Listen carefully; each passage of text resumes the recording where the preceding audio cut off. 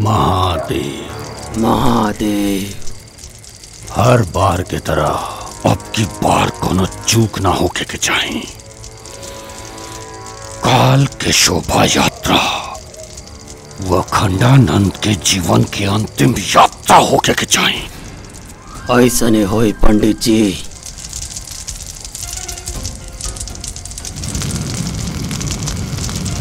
महादेव,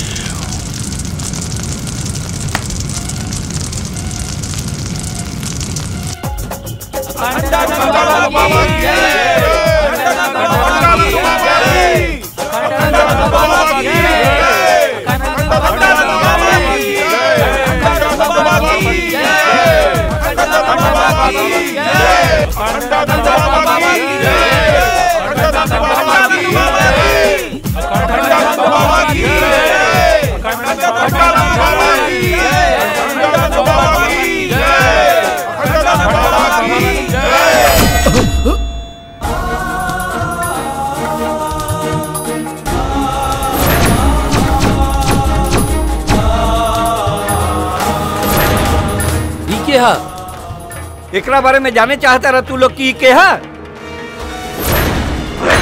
ये गुरुजी के दत्तक पुत्र है। अरे हमरा के तो पहले ही आभास हो गई रहे कि फिर से वही हमला गुरुजी पे होखे वाला बा। यही से हम काले रुद्र के खबर भिजवा देले रहनी यहाँ आवे खातिर।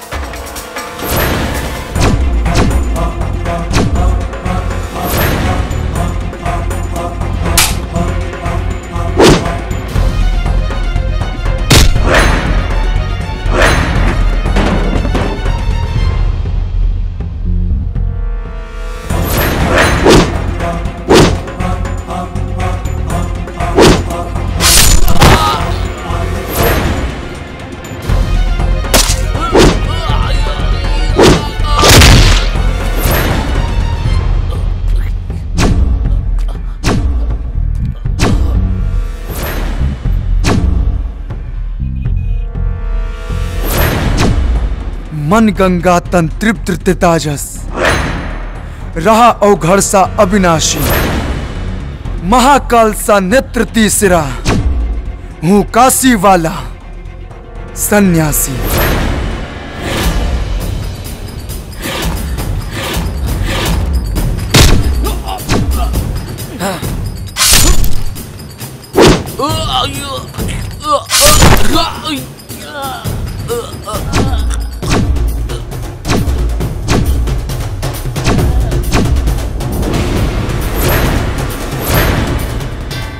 और के बा जे साधु संतन के भेष में शैतान बन के हमरे बाबा के मारल चाहता। अगर हिम्मत बता सामने आके वार करा सन।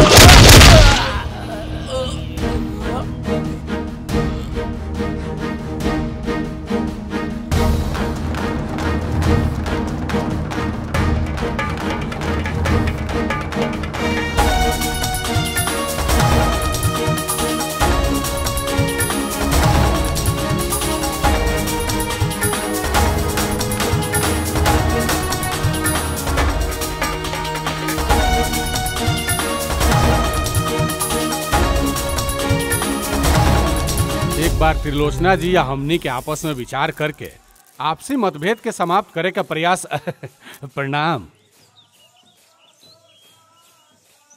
खिलाई पंडित जी और सबके मिठाई खिलाई। कौने बात खातिर?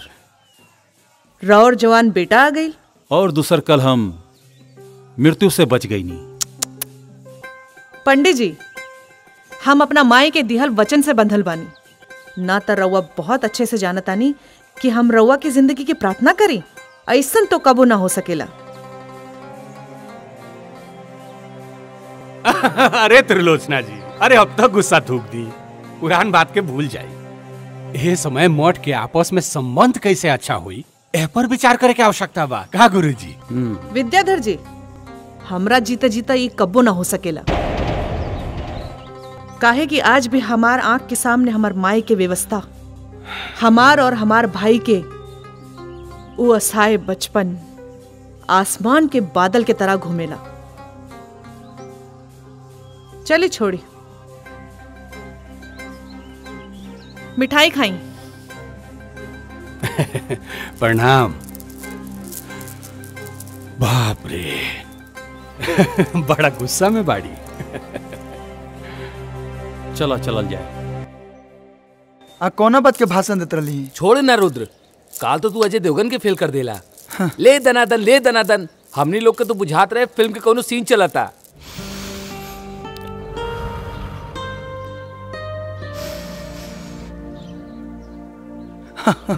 हाय देखो, असली फिल्म के सीन तो हेजा लुकता। ऐसा लागता कि रवीना टंडन अपना सहेलियन के साथ योगा करता रही। वाह, ये खेल तो हमनी के रोज देखे निसन छुप छुपा के। छुप छुपा के ई काहे? वो कहे कि गुरुजी देखिए ना तो सीधा काल कोठरी में। अच्छा, तू कहा तो राउंड ट्रॉली घुमा के सामने का नजारा हम दिखा दी। काहे कि हमारा राधा भी वही बाड़ी ना। अच्छा तो सामने से दिखाओ ना। अभी दिखाओ तनी। हाँ।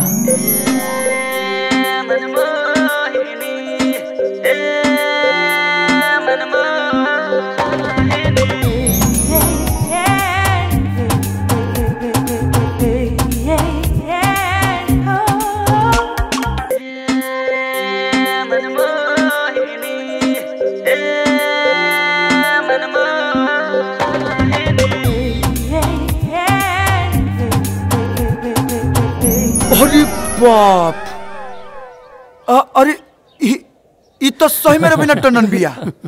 लेकिन के बिया? ये सामने वाले मठ के त्रिलोचना माता के बेटी गौरी है। एक से एक करनामा करे ले भाई। एकरा के हमने करनामा क्यों के नाम से कहे निसन। ऐसन क्या करे ले? अब तो आइए गेल बड़ा ना, खुद ही देख लिया। गौरी ले ले पकड़। चला चला। अच्छा गौरी, चल चल चल चल चल चल।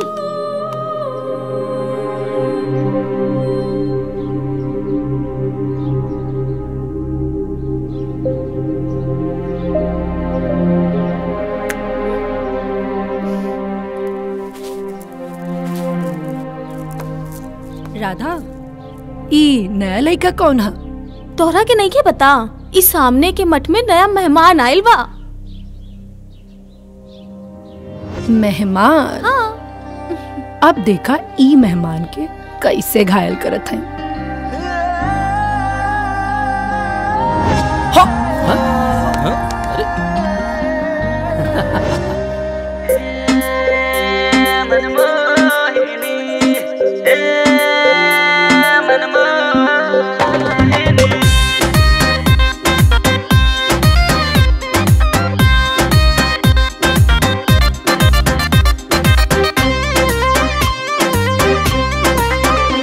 नैना कचरा रे, तौबा तौबा, तेरी आंखों के इशारे, तौबा तौबा। नैना कचरा रे, तौबा तौबा, तेरी आंखों के इशारे, तौबा तौबा। तेरे इश्क में बन गया जोगी, मैं बन जा तू मेरी जोगिनी। रे मन मोहिनी, रे मन मोहिनी, मन मोह लिया रे मन मोहिनी।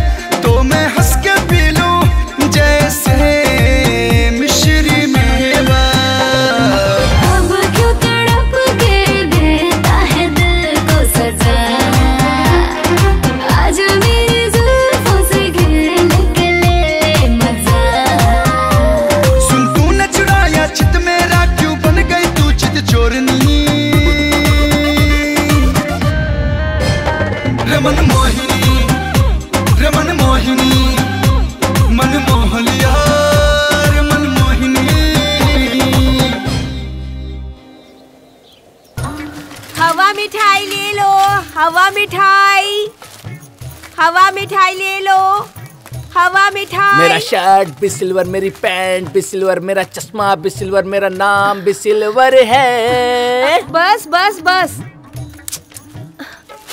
ये ला हवा मिठाई खा लो। हवा मिठाई? अरे वाह, हवा मिठाई।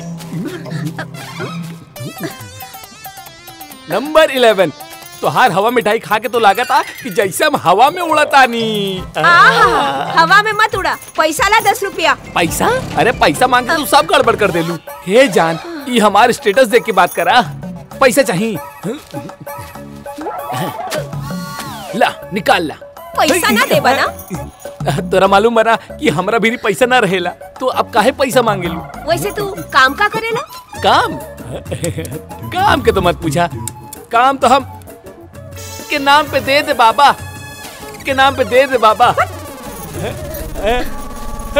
अरे और एक दिन अर्जुन से कृष्ण ने जब ये कहा कि हे केशव, मैं सोचता हूँ कि महाभारत टाल दूं, तो इस पे अर्जुन को क्रोध आ गया और वे बोले कि अरे छलिया, अगर तूने महाभारत टाल दी तो मैं सर्वश्रेष्ठ योद्धा कैसे बनूंगा। और फिर क्रोध में आकर उन्होंने अपना सुदर्शन चक्र उठा लिया। माताजी, मैंने बुक में रीड किया था, सुदर्शन चक्र कृष्ण ने उठाया था। कहानी मैं जानती हूँ कि आप, और वैसे भी क्रोध में कौन सा व्यक्ति किसका हथियार उठाकर प्रहार कर दे ये कौन जानता है। अच्छा, तो मैं क्या कह रही थी? माताजी आप सही कहता जी, सुदर्शन चक्र अर्जुन के पास था। वही तो, अर्जुन ने अपना सुदर्शन चक्र उठाकर कहा कि हे केशव, अगर तुमने महाभारत टालने की तनिक भी चेष्टा की तो मैं तुम्हारा सर धड़ से अलग कर दूंगा। फिर क्या होना था, कृष्ण ने भी न आओ देखा न ताओ, और फिर अपने गांडियों पे प्रत्यंचा चढ़ाते हुए कहा कि अर्जुन, तू ये भूल मत कि मैं सर्वश्रेष्ठ धनुर्धर हूँ। हाय देखा। किंतु माँ, अर्जुन पांडुपुत्र वो सबसे बड़े धनुर्धर थे, और गांडीव तो अब आप कहेंगे कि गांडीव तो अर्जुन का था। तो एक बात बताइए कि अब एक भाषा की महाभारत पढ़िएगा तो एक ही न कहानी जानिएगा। अब अलग अलग कहानी जानने के लिए अलग अलग भाषा की महाभारत पढ़नी पड़ती है। हाँ माता जी सही कह रही हैं। फिर क्या हुआ माताजी? तो फिर क्या हुआ, कृष्ण ने बिना विलंब किए अर्जुन के ऊपर अपने बाणों की वर्षा कर दी, और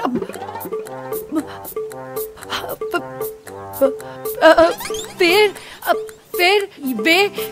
ये बाणों की वर्षा पूरे 2 दिन तक चलती रही, और अर्जुन अपने सर पे सुदर्शन चक्र लिए कृष्ण के इन बाणों की वर्षा से बचते रहे।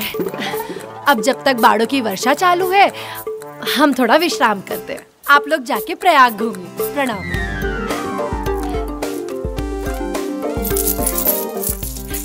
हे मैडम, हे मैडम, ई का होता? तनिक अपना काथा में न सुधार कला, न तो एक दिन तारा सामने कोनो जानकार भक्त मिल गए ना, तो सारा माता जी बनल भुलवा दी। बेफिक्र रहा, जे जानकार भक्त होई वो हमरा लगे काहे आई कहानी सुने। हाँ। और अगर आ भी जाए तो ओकरा के समझावल हमार काम बा, तो हार ना। चला गौरी, देर हो रहल बा, माता इंतजार करत रही हैं।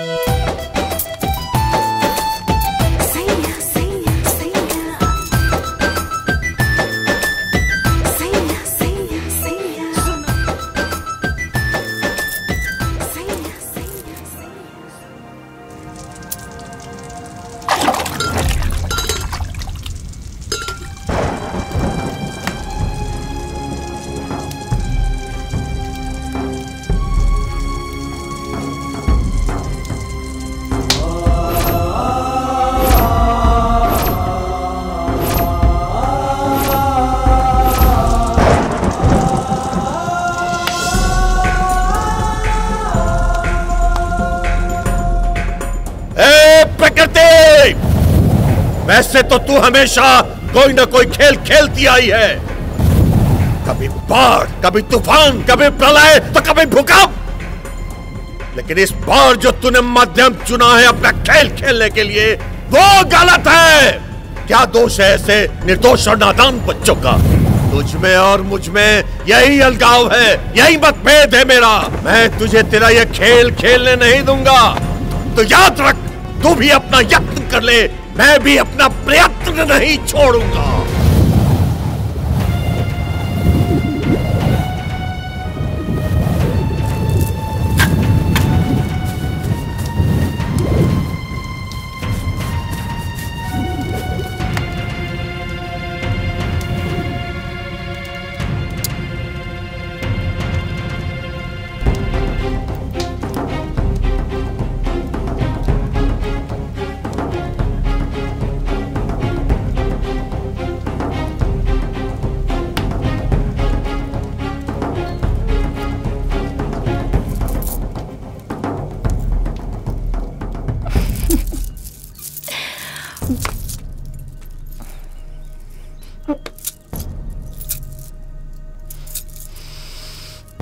ए, रास्ता छोड़ा, ना तो माता जी से बोल देव ना तो तोहार अकल ठिकाने आ जाई।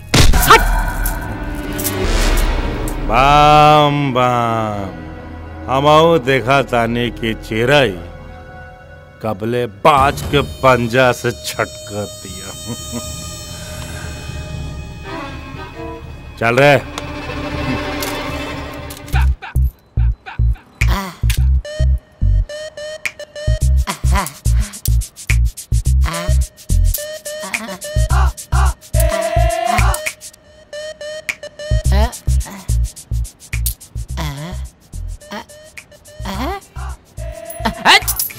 पगला कहीं का, हमको भिखारी समझा है का जी?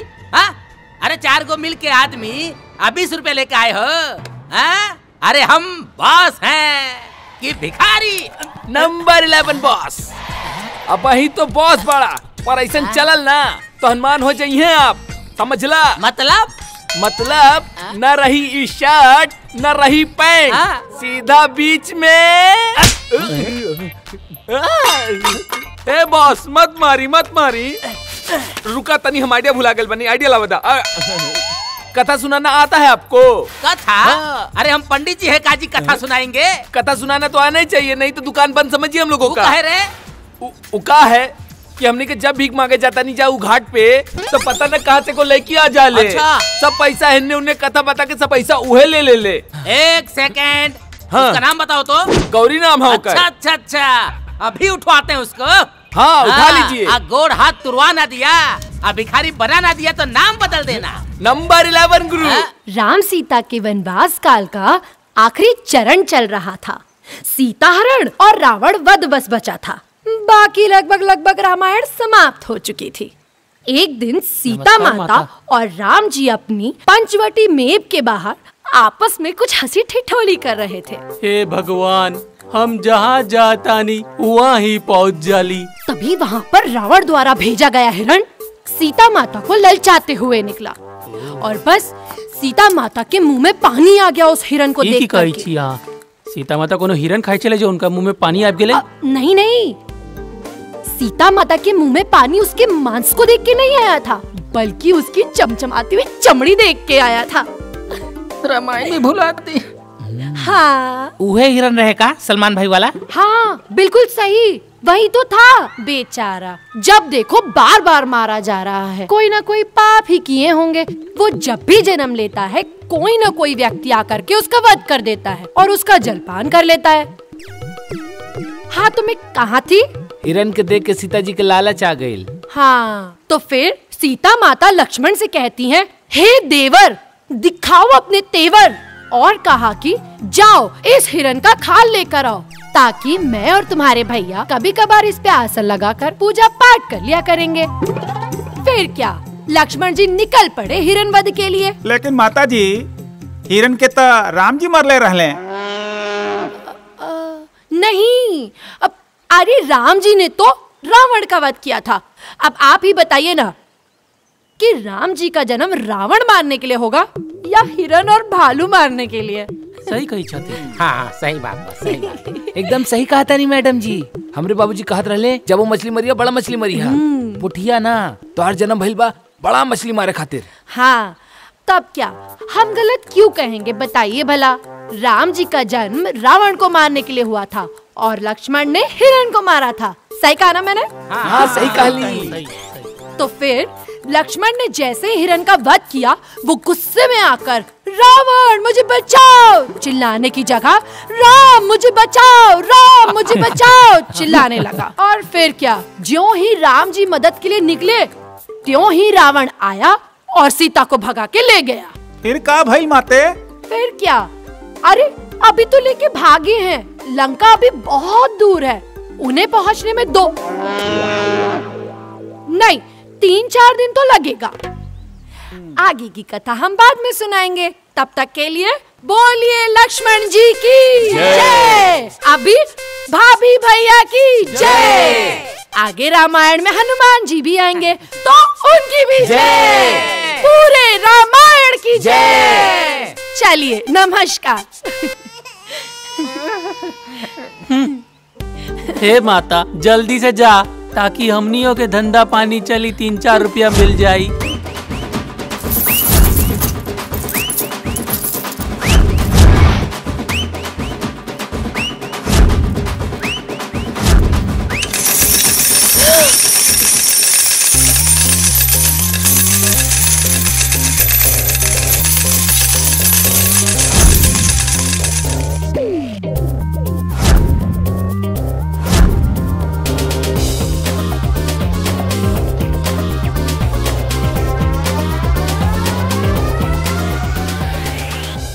पगला गई बड़ा का, हमार सारा चिल्लर काहे गिरा देला।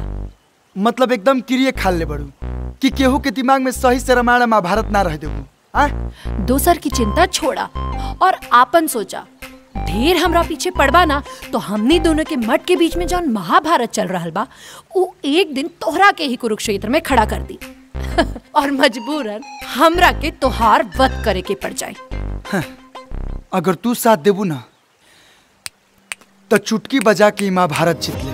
काहे से कि हम दुश्मनी के पेड़ के जड़ से खत्म करे पे विश्वास रखिला, ना कि ओकरा के पानी से सींच के ओकरा के लंबा जीवन देहल पसंद करिला। बुझ लो। अच्छा इतना हिम्मत बात तोहरा में, तो आवा आज हमार मठ के छत पे। काहे चिलम पिएबू का मतलब? हम तोहरा के पहले कस लगावत देख के ना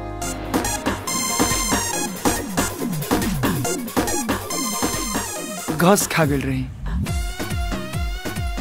ठीक बा 7 बजे इंतजार करो।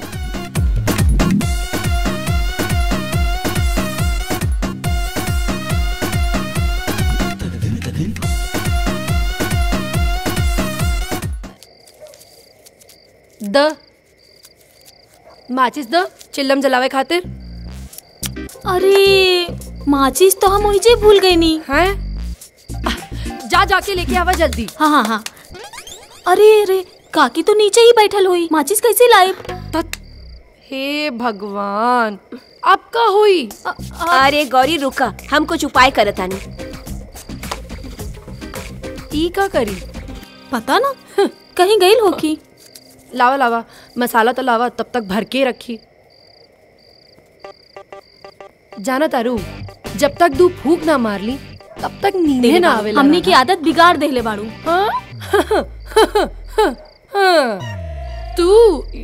तू तो बातें मत करा। हाँ तो हमनी के बिगड़ बा। ओहो तू सच में आ गईला। तो तू का समझ लू? अरे इतना भी वादा के कच्चा नहीं खी। चला अब आइए गईल बाड़ा तो लावा माचिस दो। माचिस का हुई? ई चिलम कैसे जली? हाँ माचिस तो ई नीचे भूल गई बाड़ी।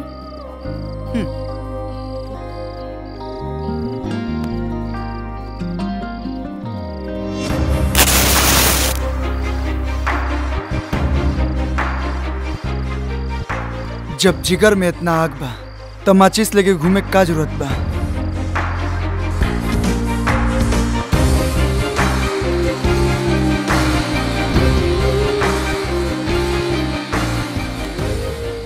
अब जब चिल्लम जलाइए देले बाड़ा तो पहला कश भी तू ही फूकला।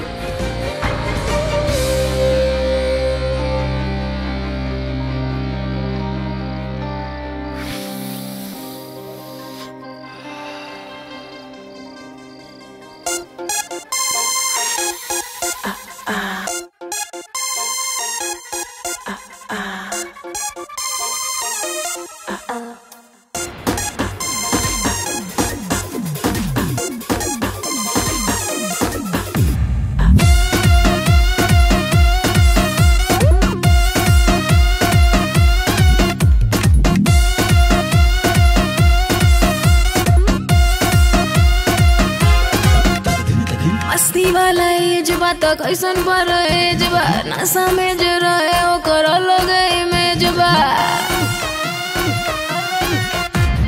मस्ती वाला एज बात कैसन बरहेज बा नशा में जे रहे ओकर अलग इमेज बा छोड़ दो तू आज लाज शरम शरम लेके हाथ में चिलम मारा दम लेके हाथ में चिलम मारा दम लेके हाथ में चिलम मारा दम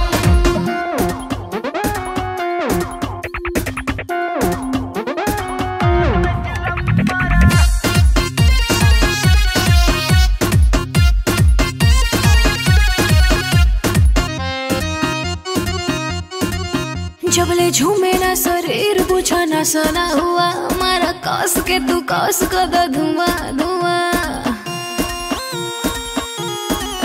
जबले झूमे ना शरीर पूछा ना सना हुआ हमारा कस के तू कस कर धुआं धुआं सूरज कबाही के भाई नाचते आस्ते बिके झूमना चायावा हो जा मस्त मस्त रखो तखो तू आज सारा धर्म करम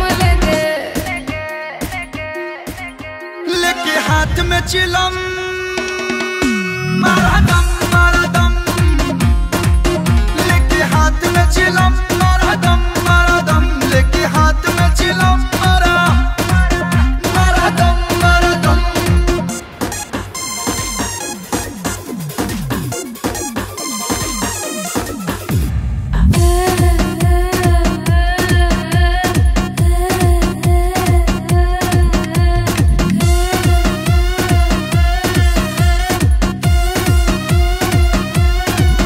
दुई फूक में तो मूड बम बम करी हो सरे थना ना विस की आराम करी हो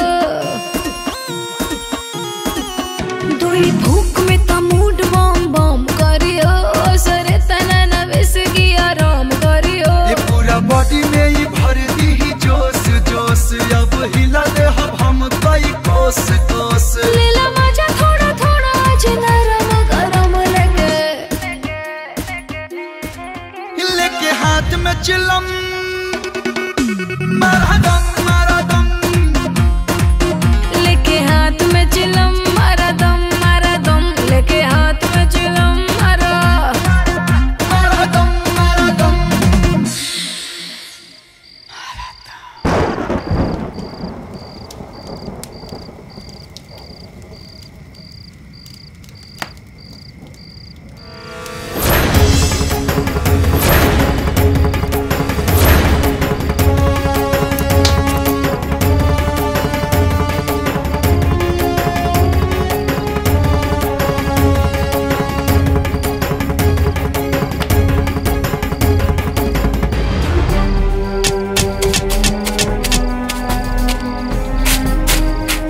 का भइल बाबा?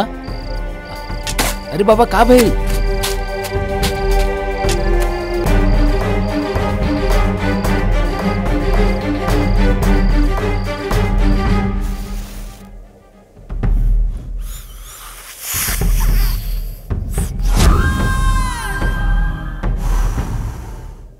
महादेव बम बम ई चिलम के बुझ रहल आग के तरह ही तोरा दिल में सुलग रहल गौरी के पावे के चिंगारी कहीं बुझ के राख ना हो जाए, यही से बार बार एकरा के हवा देत रहे नहीं। लेकिन कब तक? वैसे हमार सलाह मानो, आई धुआं के जिंदगी से बाहर निकला आऊ कर जौन अखंड मठ के सिंहासन के पावे खातिर हम कर रहल बानी। बम बम हमार चिंता छोड़ते हमरा जौन करे का बा उ हम कर ले। तू सोच के तोरा का करे का बा, काहे कि मठ के असली वारिस आ चुकल बा। तो हमारा तहार भलाई यही में बा कि हमरा से हाथ मिला ला, ताकत दुगना हो जाए। बिल्ली के पंजा और शेर के पंजा में जमीन और आसमान के अंतर बा। कहीं बिल्ली के पंजा शेर के पंजा के वजन उठा सकेला? महादेव महादेव की जय। चलिए आज की कथा यहीं समाप्त हुई। अब जिसको जिसको दक्षिणा चढ़ाना है वो चढ़ाए और बाकी अपने आराध्यों का ध्यान करें।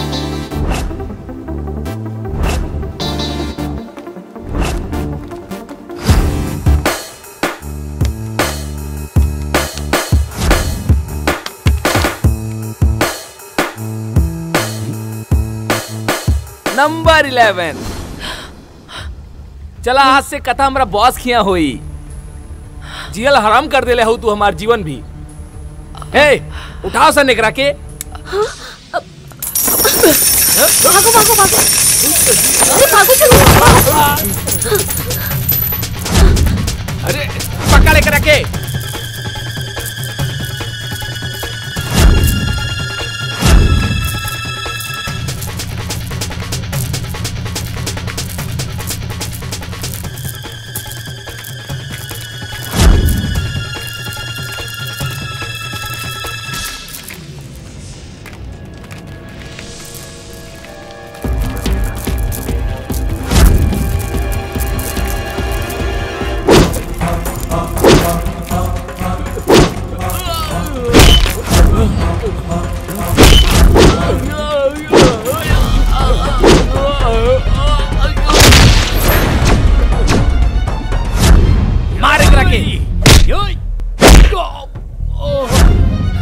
मार।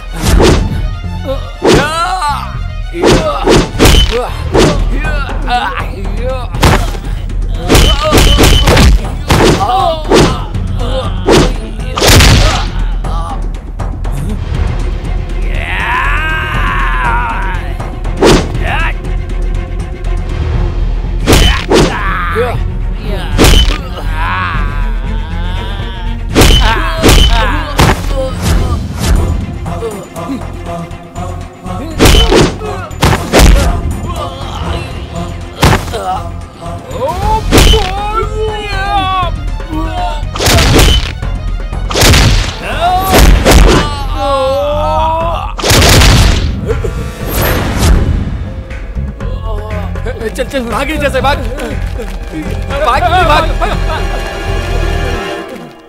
सही समय पे आके हमार जान बचावे खातिर धन्यवाद।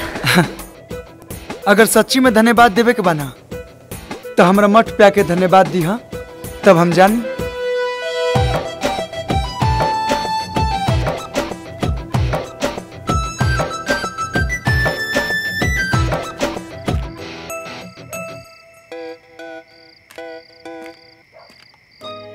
लो आ गई नहीं हम तो हरमट में।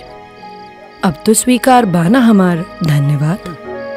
स्वीकार बा बाकी तनिका और करीब आके धन्यवाद दा, वरना ऐसा लागी कि पनो ना खैनी और उठो लाल हो गई। जितना करीब कहा उतना करीब आ जाई। बाकी तू अपना आपकी कैसे संभर बा ई तोहरा ऊपर बा। नाना अभी ना।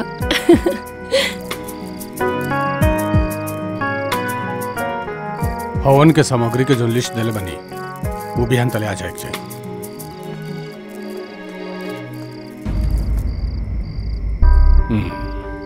तेबरैया का करता रहे।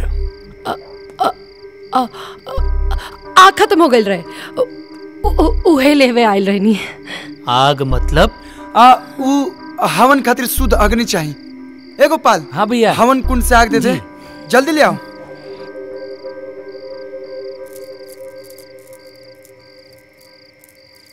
ली भैया। हाँ हो गई। चल हम तो के मठ तक छोड़ देते नहीं। चला।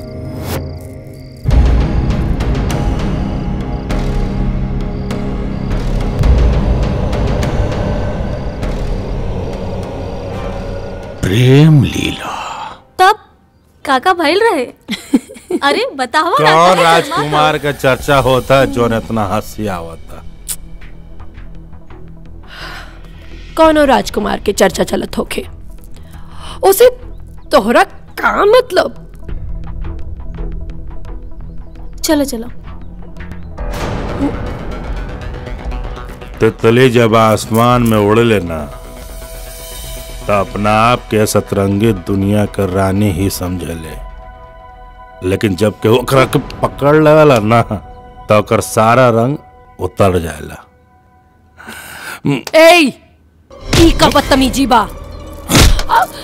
बदतमीजी जवान दिन हम कर देब ना तब प्रयाग तो छोड़ दे, नरकों में जाए से तोरा घिन लगी।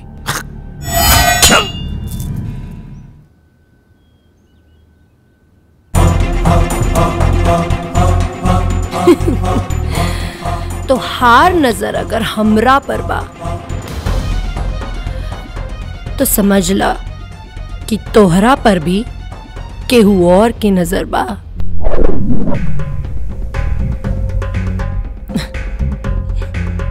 बम बम।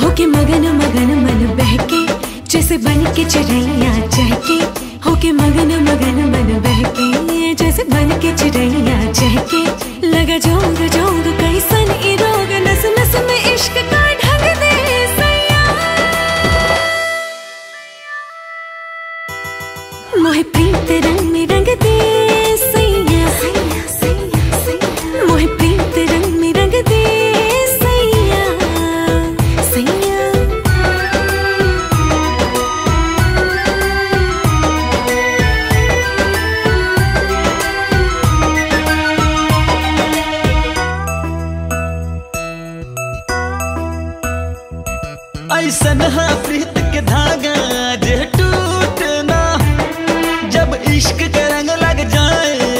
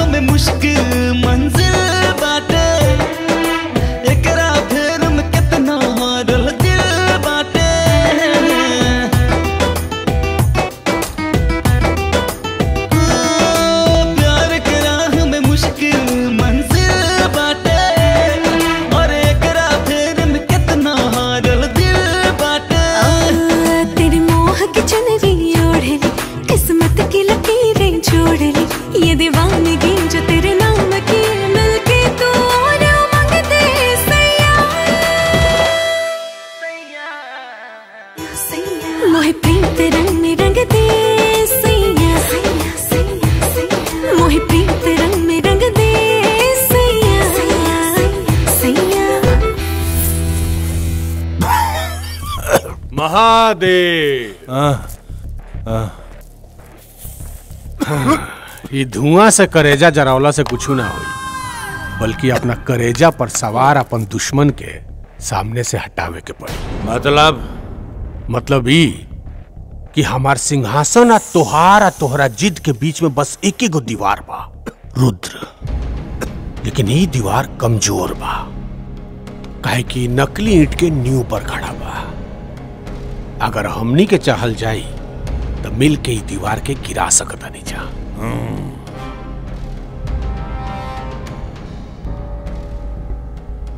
लेकिन अभी वो दीवार तारा आंगन में बा, जया वो लंबा होके हमरा आंगन के मिट्टी छुए के कोशिश करी, ओकरा के गिरा देब। बम बम। लेकिन तोहरा शायद ये पता नहीं खे कि अब वो दीवार तोहरे आंगन के मिट्टी खोद रहल बा।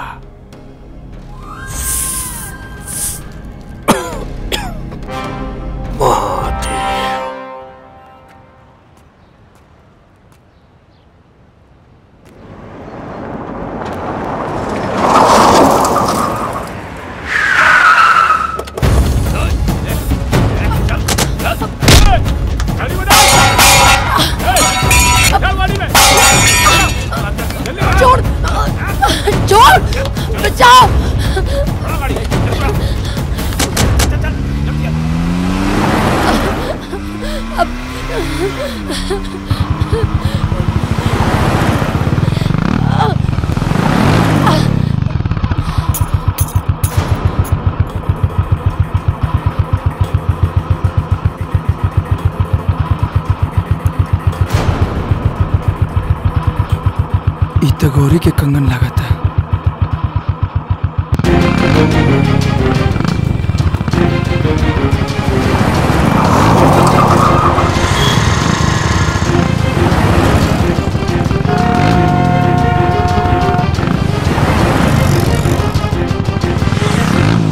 अरे बोस, कब तक हमने की भीख मांगब? हमार लोग के भी आशीर्वाद दे दा, शादी करके घर बसाई जा।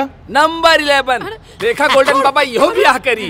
ए मालिक आगे लागे ये रहली, अब ये रहली नंबर 11 बॉस। अरे बैठा यहाँ पर बैठाओ। अरे बहुत तारीफ सुने हम भाई इनका कथा का बड़ा चर्चा सुने हैं, आज हम कथा सुनेंगे। अरे मालिक, अरे मत पूछी।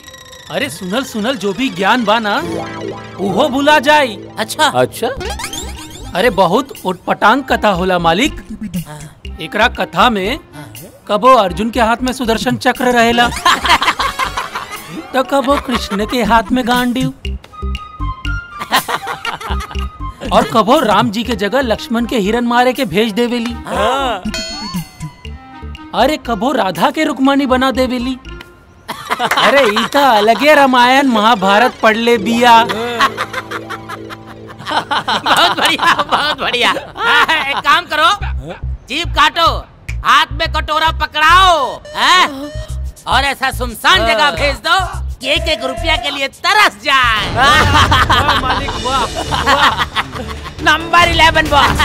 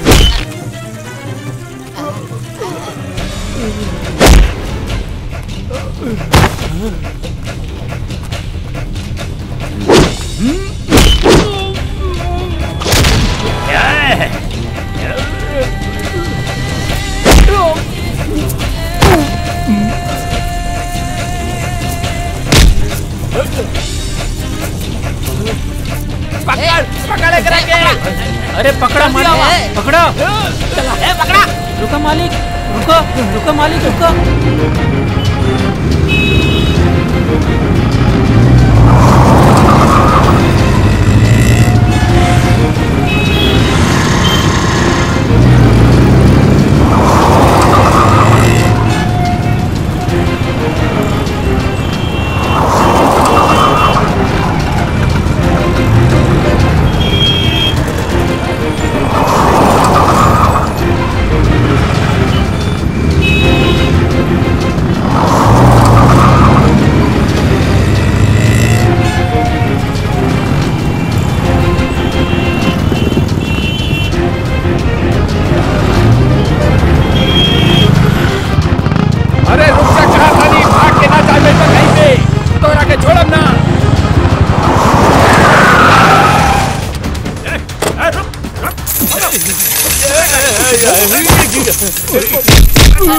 इसको पकड़ के गाड़ी में डालो।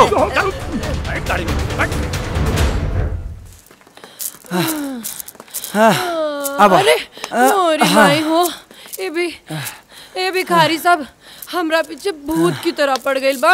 हाँ ठीक कहले बा, जैसन तार करम बानू वैसे नु फल भुगत बू।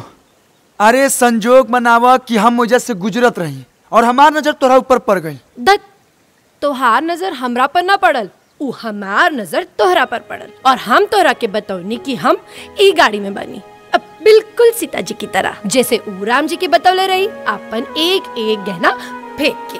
अच्छा एकरा मतलब कि तू रामायण और महाभारत ठीक ठाक पढ़ले बाड़ू, मतलब लोग के झूठे पूर्वक बनावत रहलू। बिल्कुल सही पकड़ला। अच्छा ये सब छोड़ा। हाँ रुद्र हमरा के बहुत भूख लागल बा। भूख लागल बा? यही जा तो कुछ ना मिली, लेकिन चिंता मत करा, हम कुछ जुगाड़ करतनी, तू एजे बैठा आवतनी हम। जल्दी आई हो। ओके।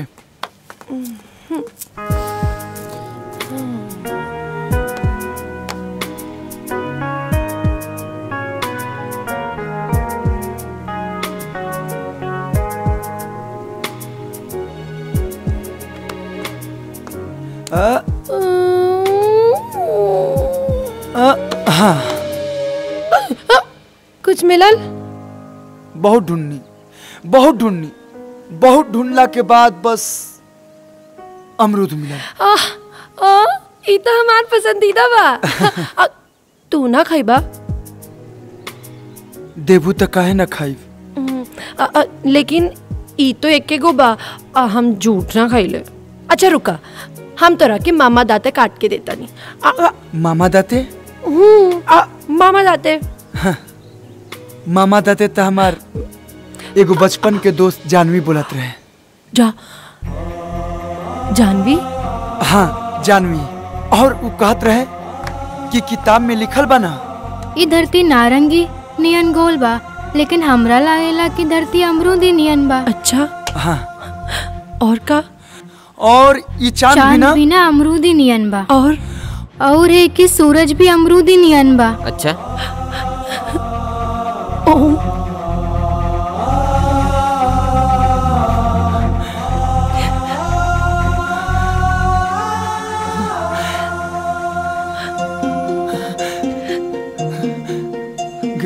जानवी, जानवी,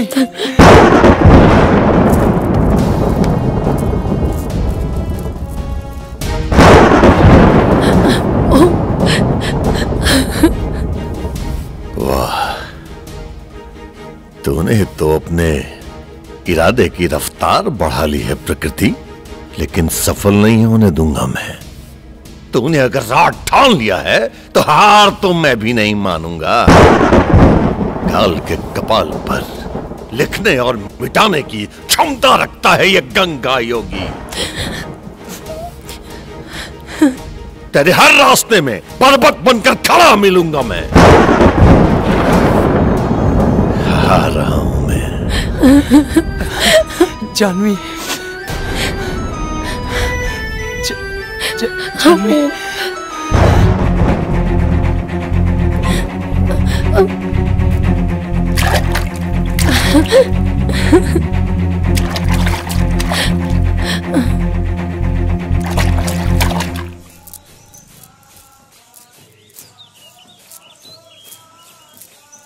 प्रणाम माताजी।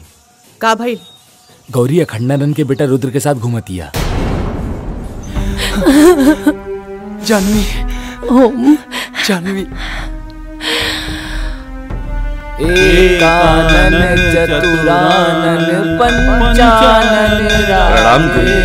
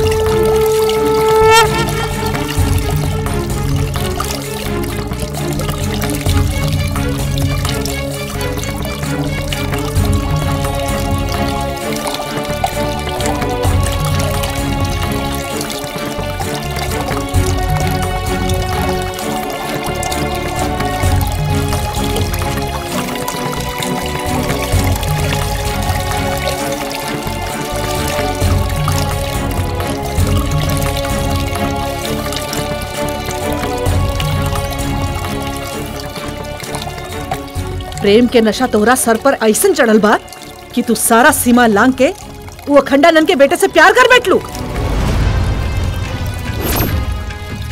जेकरा मट के एक एक इंसान से हमरा के नफरत और घृणा बा। लेकिन माँ, रुद्र और हम बचपन के दोस्त हैं। बचपन के दोस्त वारा तक का भइल रुद्र, हमेशा खातिर ओकरा से दूरी बना के रखा। बाबा रे वही भूल रहल बनी कि हमार असली नाम ओम हा और ओकर नाम जानवी। ओम जानवी, ओम जानवी, ओम जानवी। वो 12 साल पुराना जिंदगी रहे, लेकिन अब तोहरा के ई प्रेम से दूर होके के पड़ी।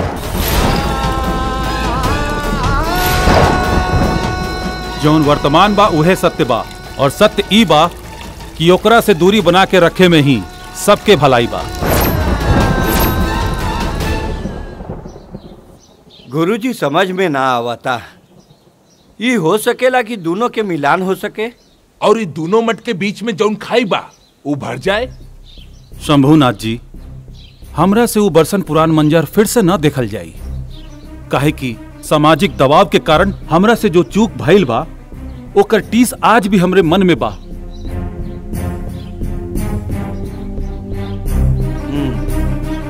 चली।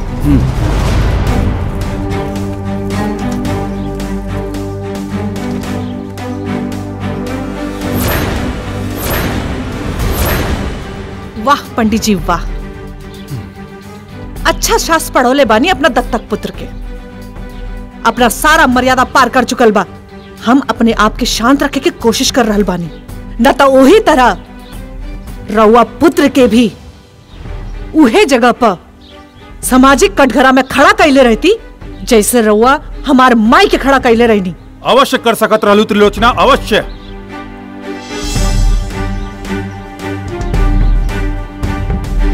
लेकिन शायद तू ई सोच के ना कैले होकबू कि तोहार दत्तक पुत्री हमरा पुत्र के संगे वही पंचायत में समस्त मर्यादा छोड़ के खड़ा रहल।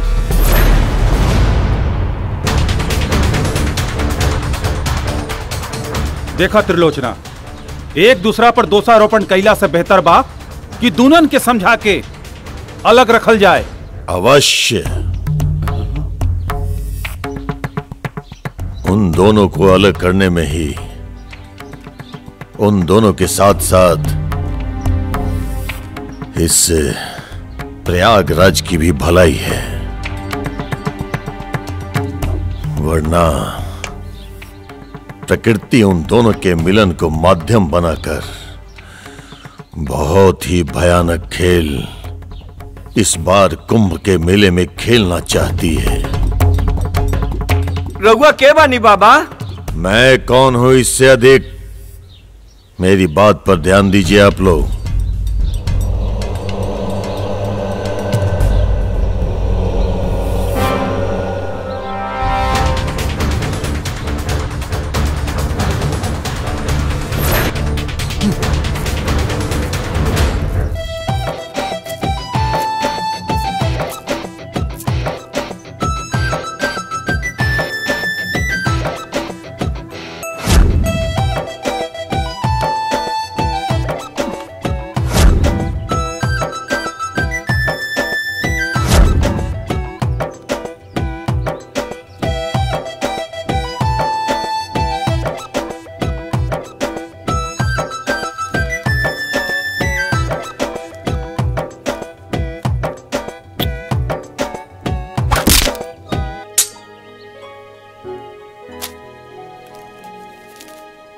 शुद्धिकरण तो हो गया हमनी के,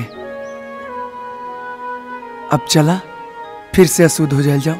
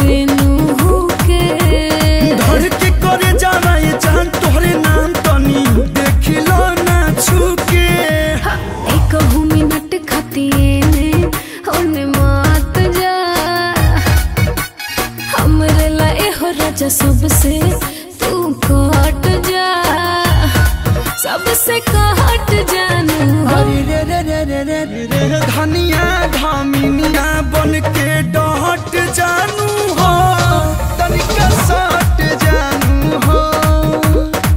धनिया धामिनिया बन के डहट जानू हो, तनिका सट जानू हो।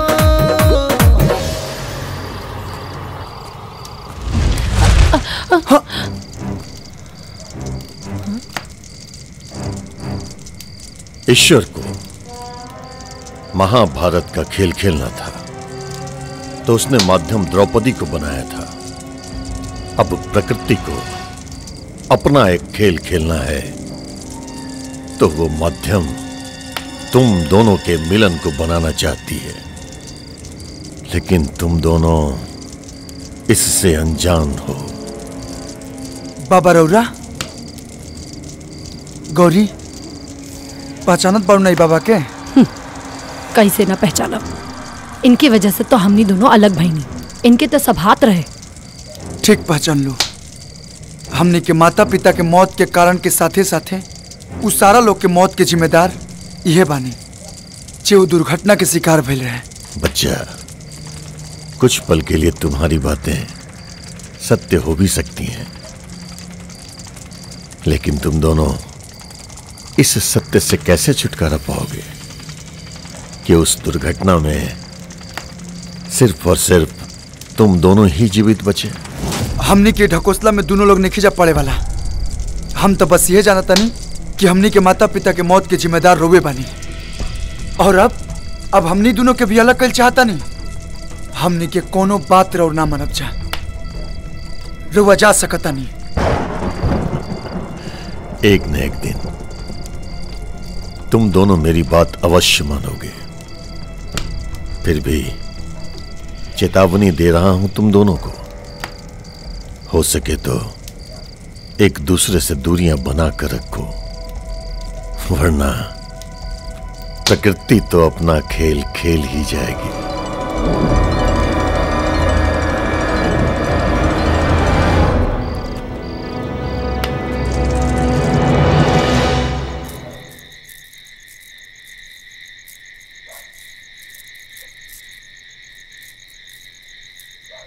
गौरी,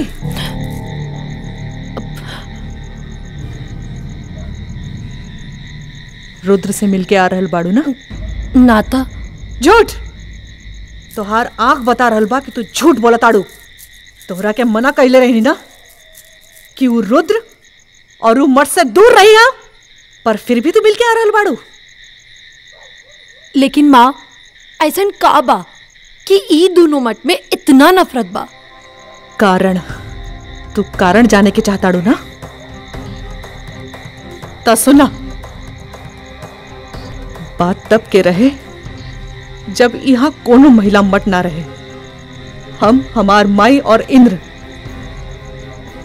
तीनों अखंडानंद के मठ में रहत रहनी। हमार माई के अखंडानंद से लगाव हो गई। रउआ के ई महिला से का संबंध बा? आज आपके ये बात स्पष्ट करही पड़ी। मठ में ई महिला के और आपके बारे में लोगन के बीच में अलग अलग चर्चा चल रहा बा। हम ए विषय में कुछ बोलल नहीं की चाहत। लेकिन काहे? देखी लोग, जब गुरुजी के आई महिला के बीच में ऐसा कोनो बातें नहीं खे, तो फिर गुरुजी कौना बात के स्पष्टीकरण देस? ऐसे में ई महिला के अपमान हुई, ई कहने का समझत लोग। अरे ई महिला के मठ से बाहर कर दी विद्याधर जी। बाकी ऐसा तो नहीं खे महाराज कि पुरुष मठ में स्त्री के रहल निषेध बा। अरे ऐसे में कहू के निकाले के का जरूरत? शंभुनाथ जी, बाकी स्त्री में और ई महिला में काफी फर्क बा। ये अधिकार जोन बा ओई में महिला समाज के अध्यक्ष बाड़ी। हाँ, पंडित जी अगर कोनो संबंध कहिए तो समाज कुछ सोची। देखिए, इस सब पे तर्क कैला से कोनो फायदा नहीं होके वाला। हाँ, ई हो सकता कि हमनी के सुलोचना जी के ई मठ से जाए के आज्ञा दे सकता नीचा का?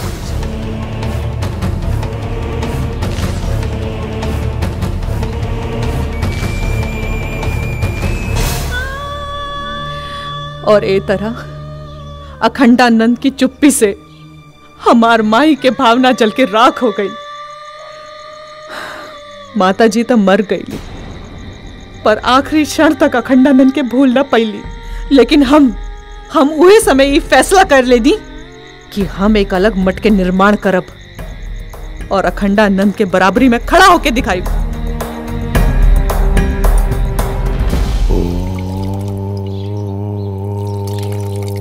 सूर्याय नमः। ओम जय सूर्यदेव।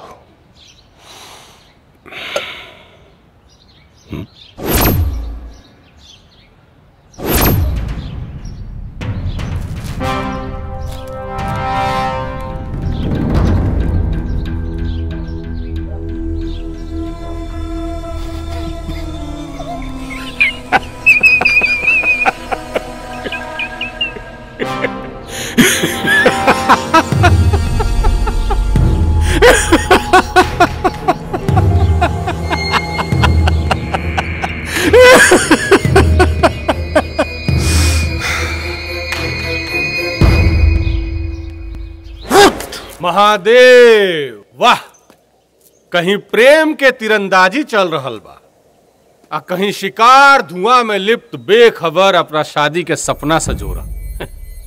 लेकिन मूर्ख के पते नहीं खे कि ये उठ रहल धुआं ओकरा मंडप के ना, ओकरा चिता के बा। बम बम बम बम। का भइल विद्याधर? अरे बतावा तो सही। ज्यादा परेशान बाड़ा तो चिलम से कस मार ला। चिलम के आग में गजब के जादू होखेला। धुआं बन के अंदर तो जाला जरूर, लेकिन अपना सारा दुख के आग के लपट में जला के खाक करते वेला। जब केहू के करेजा में नफरत पत्थर बन के बैठ जाला नु, तो कौनो आग के लपट ओकरा के जला के खाक ना कर सकेला।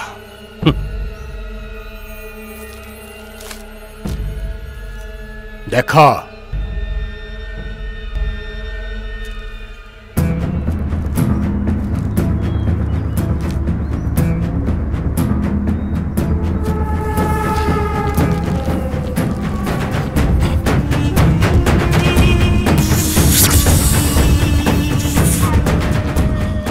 बम बम।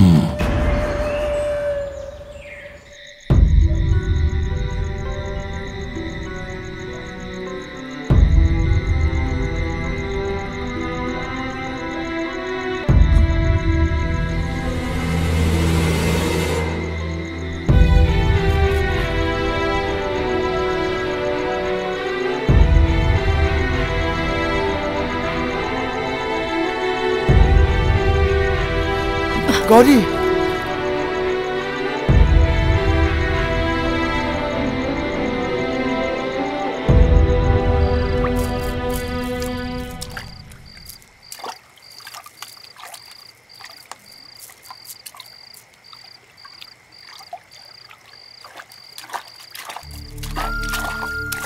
का हो गई गौरी?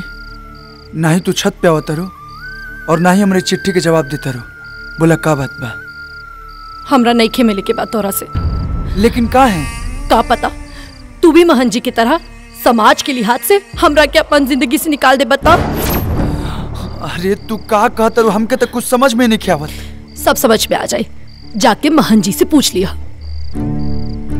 हम तो बाबा से पूछबे करब और समझबे करब, लेकिन फिर भी तोरा विश्वास नहीं के होत।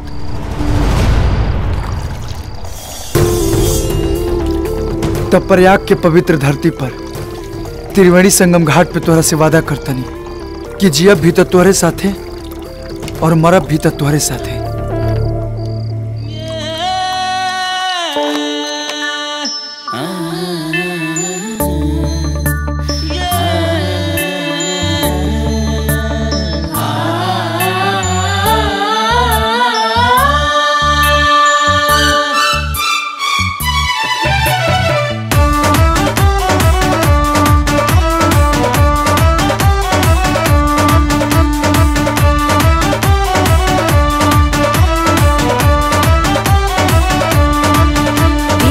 आसरा के दिया न बुझाई हा धके बहिया न बहिया छोड़ई हा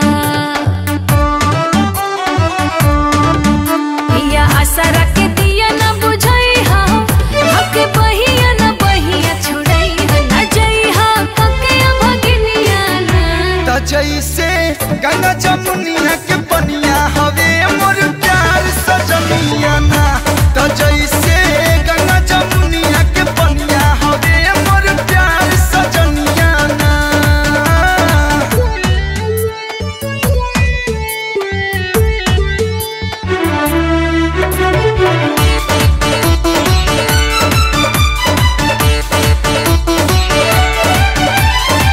देहिया ये बेजान हो जाई साथ जे तू से छूटी हो अरे देहिया ये बेजान हो जाई साथ जे तू से छूटी हो सांस टूटी भले ही दिल के संग नहीं टूटी हो मुझे प्यार के रोशनिया ना त चमके जैसे सूरज किरनिया हवे मोर प्यार सजनिया ना त जैसे गंगा जमुनिया के पनिया हवे मोर प्यार सजनिया ना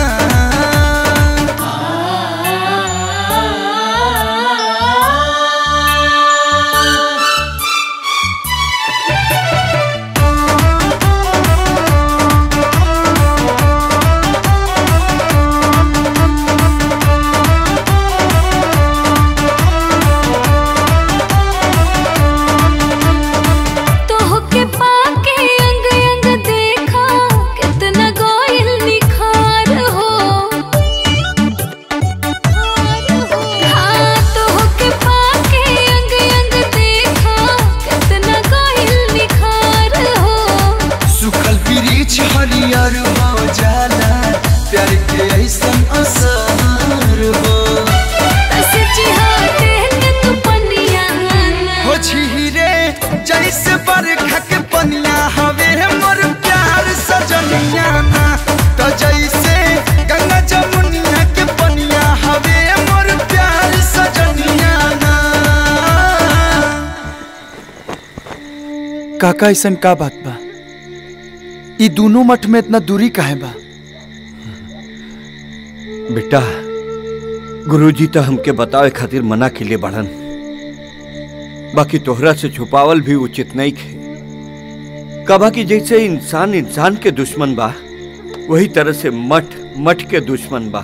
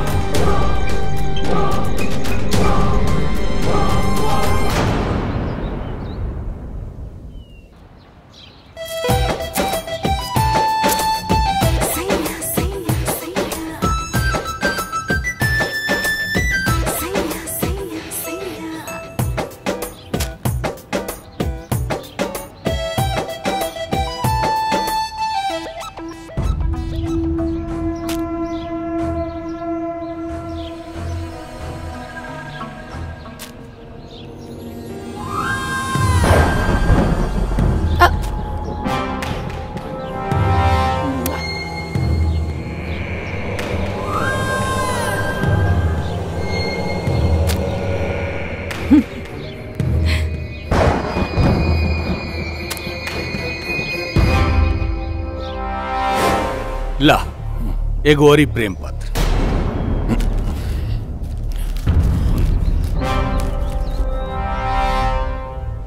अब एकरा टकटकी लगा के मत देखो, तेरे पास खाली आधे घंटे के टाइम बा।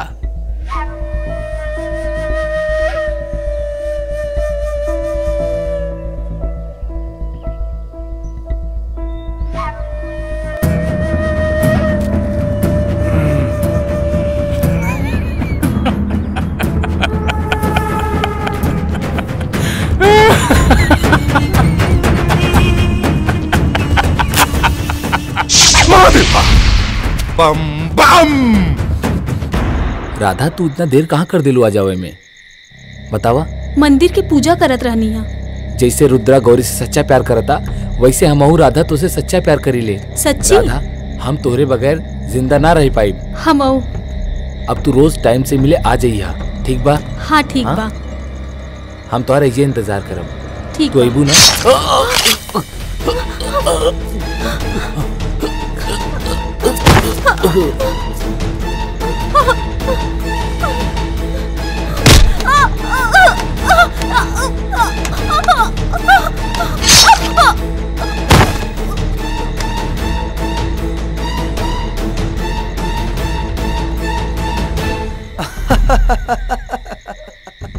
अरे चुप रहो।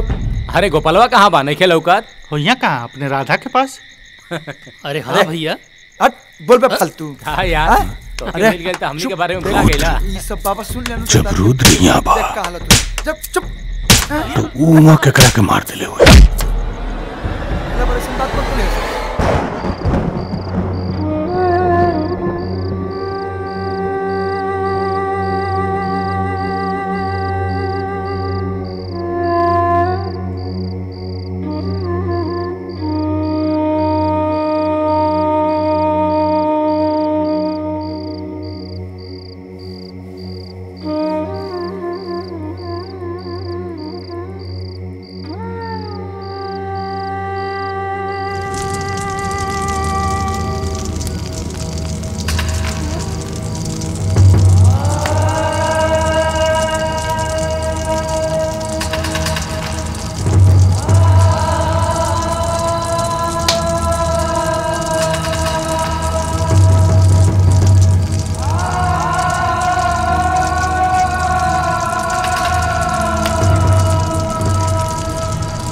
ये दोनों चिताएं भविष्य में अनगिनत चिताओं के रूप में नजर आएंगी और ये सब इन दोनों के कारण और भविष्य में आगे भी होगा। अब भी समय है, अगर चाहो तो स्थिति सामान्य हो सकती है। अगर इन दोनों को अलग नहीं किया गया तो भविष्य में जितनी भी मौतें होंगी उन सबको शमशान तक पहुंचाने के लिए कंधे कम पड़ जाएंगे। पहला ही से कहत रहे कि अलग करा, अलग।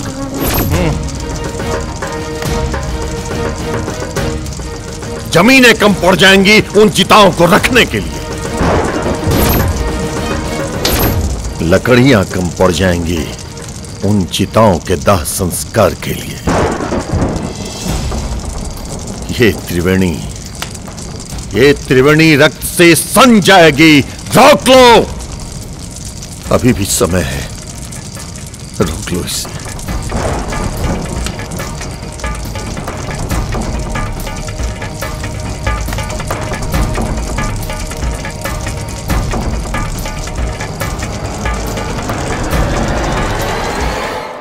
रुद्र, हाँ ऐसा तो नहीं खे कि जौन बात बाबा बोल रहल बाड़े उस सच होके वाला बा। अरे तू फिर से उठूंगी बाबा के बात पे ध्यान देते बाड़ू। ध्यान देवे वाला बात बा रुद्र, काहे कि अब तक उहे हो रहल बा। हाँ। जौन बाबा कह रहल बाड़े, अगर सच में ऐसा हो गई तो हमरा बहुत डर लागता रुद्र, बहुत डर लागता। अरे ए गौरी, चुप चुप हो जा। अरे जब तक हम साथे बानी तो डर को ना बात के। हाँ? चिंता मत करा।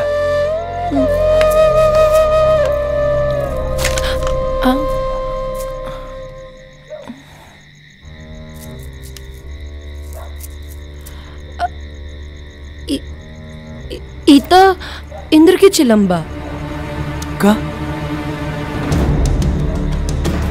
एकर मतलब ई सारा कांड इंद्र कैले बा।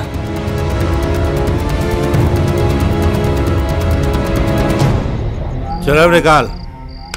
चिलम हमरा पास नहीं खे, तू ही ना रखेला अपना पास। देखा जेब में।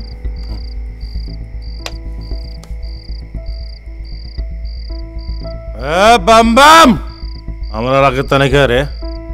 हमरो लगे नहीं खे। देखा कहाँ बा? दूसरा के माथा पर मौत के लकीर खींचे वाला कभी कभी ये भूल जाला कि उहे लकीर ओकर मौत बन के ओकर घर के रास्ता ढूंढ लेवेला।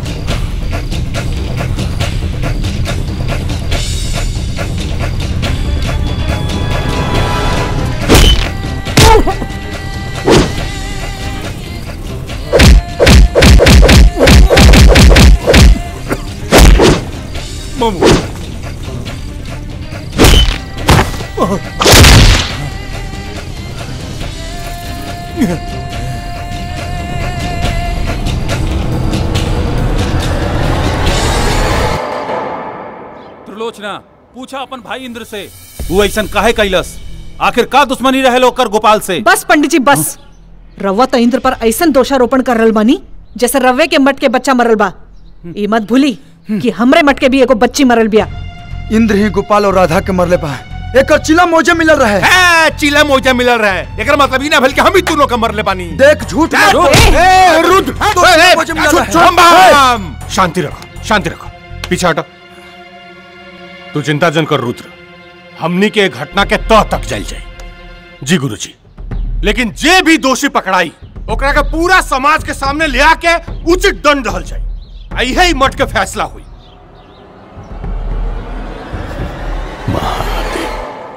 नमस्कार।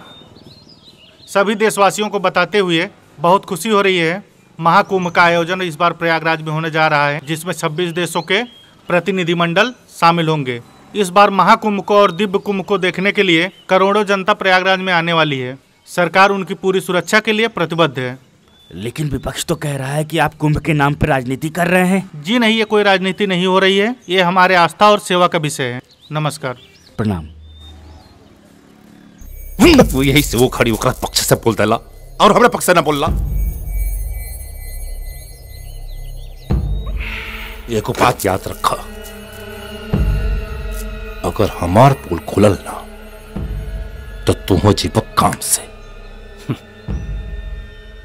फिकर मत करा, एकर नौबते ना आई। काहे कि विद्याधर के दिमाग शकुनी के नीति पर काम करेला। अपनन के हाथे अपनन के मौत देखे के मजा ही कुछ और होला। खेले दो लोग के, करे दो रास लीला। बम बम।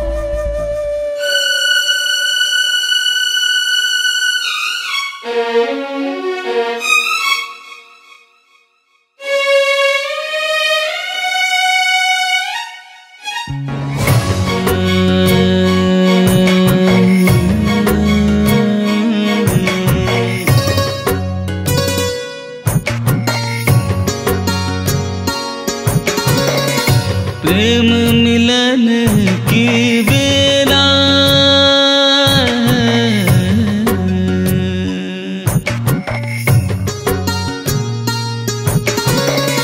प्रेम मिलन की बेला आयो रे पिया। प्रेम मिलन की बेला आयो रे पिया। अंग में भंग चढ़ा अंग में भंग चढ़ायो रे पिया। प्रेम मिलन की बेला आयो रे पिया। प्रेम बेला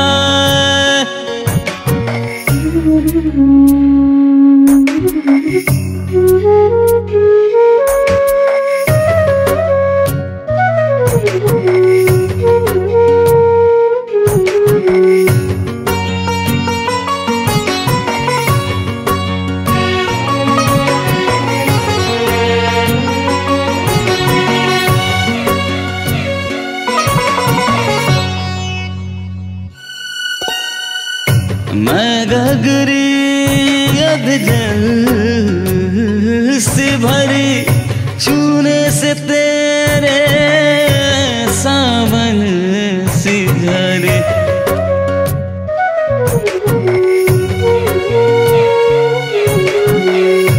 मैं गगरी अध जल से भरी छूने से तेरे सावन सी झरे सुध बुध सब बिसरायो रे सुध बुध सब बिसरायो रे पिया प्रेम मिलन की बेला आयो रे पिया प्रेम मिलन की बेला पिया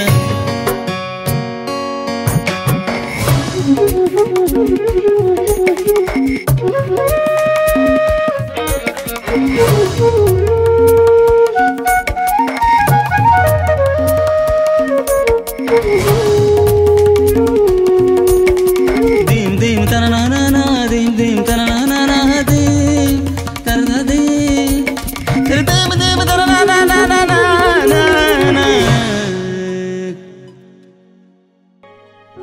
काहे ई जमाना प्यार के दुश्मन रहल बा हमेशा। काहे इतना नफरत की निगाह से देखेला लोग प्यार करे वालन के। काहे से कि समाज हर औरत में राम की सीता ढूंढेला। लेकिन पूजा तो राधा और कृष्ण की भी होला ना। गौरी ये जमाना अपनी सहूलियत से पसंद और नापसंद बदलत रहेला। तो रुद्र और गौरी की का हुई? रुद्र और गौरी के मिलन ता जन्म जन्म के बा। कभी शिव और सती बन के तो कभी शंकर और पार्वती बन के। हमनी के मिलन ता तय बा, चाहे ए जन्म में या अगले जन्म में। हाँ?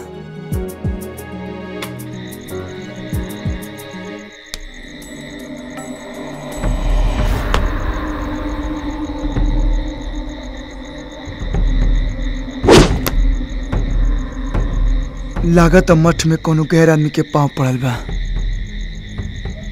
तोरा कैसे मालूम चलल?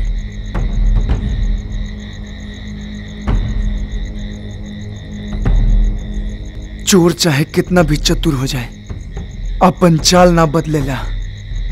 तू एज रुका, हम देखा तनी।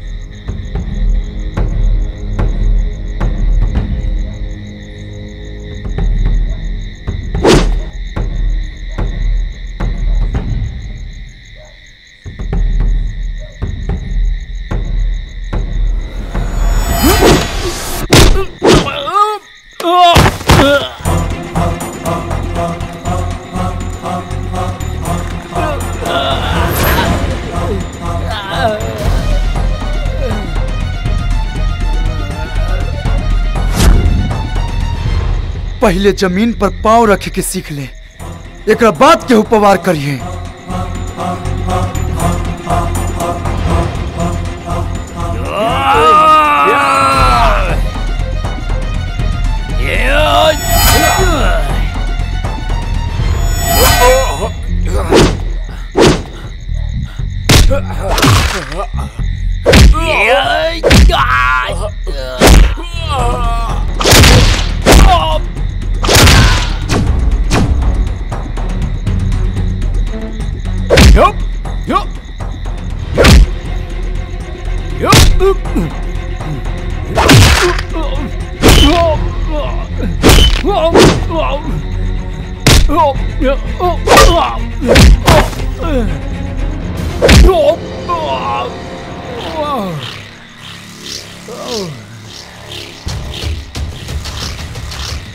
रुद्र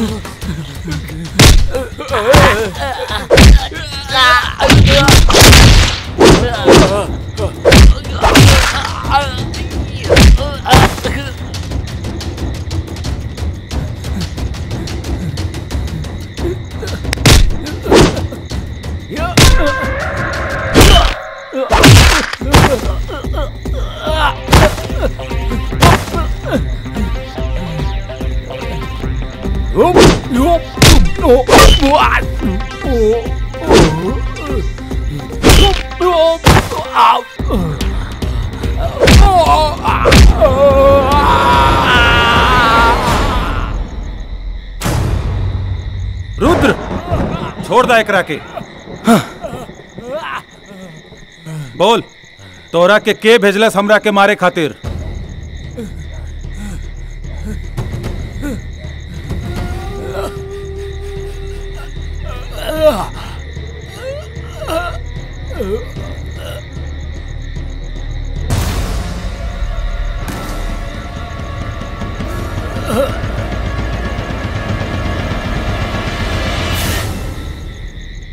रुद्र तू?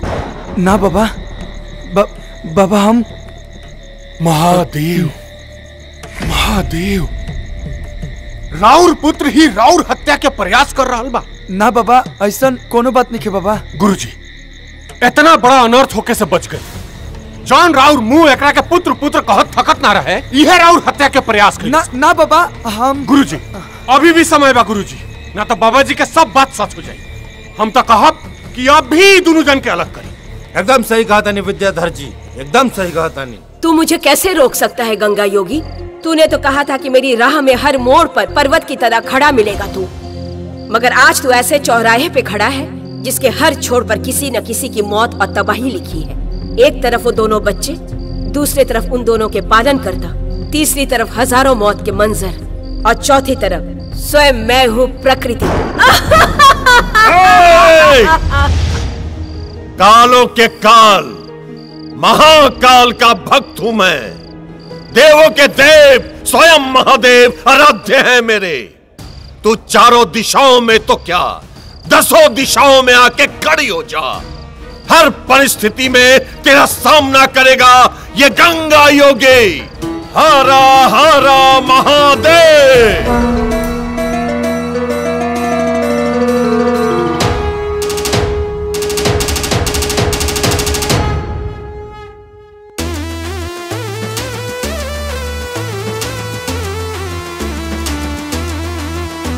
हे नाथ खंड खंड में महिमा तोहार प्रचंड बा। हे लोक में ओह लोक तोहरा हाथ में ब्रह्मांड बा। असुरन के दल हतंत ते अब दुत विश्व मंदिते। ललक तो पलक खोल के दिखा दहे त्रिदेव। जागा हो जागा हो जागा हो महादेव महादेव।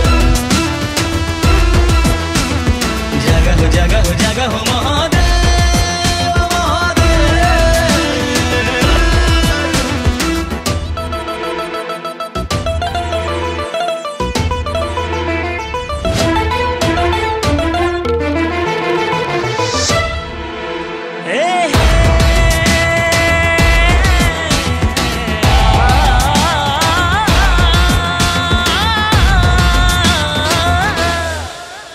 त्रिशूल कर में धार के भस्मी भभूति मार के। डमरू की तू ललकार से बागंबरी सवार के। त्रिशूल कर में धार के भस्मी भभूति मार के। डमरू की तू ललकार से बागंबरी सवार के। जटा से घटा घेर के गंगा के जल बिखेर के। तांडव के नाथ नृत्य से मिटा दमन के भेव। जगह जगह जगह महादेव महादेव। जगह जगह जगह महादेव महादेव।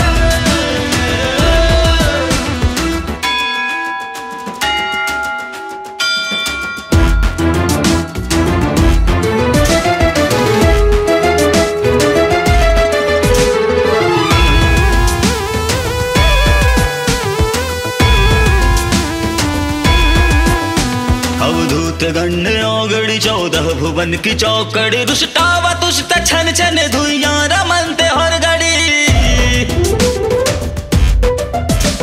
अब दूत गण्य घड़ी 14 भुवन की चौकड़ी रुष्टावा तुष्ट छन छन धुइयां रमनते हर घड़ी गणराज तू बैताल के एक रूप महाकाल के विकराल रूप धार के हो जा प्रकट है देव जगह जगह जगह महादेव महादेव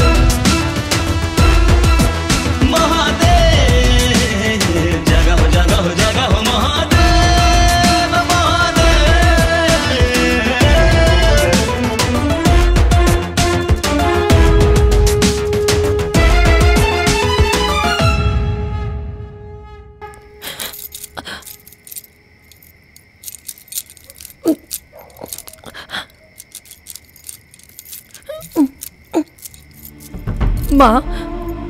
माँ जाई दी ना हमरा के, हमरा रुद्र के पास जाए के बा। माँ माँ माँ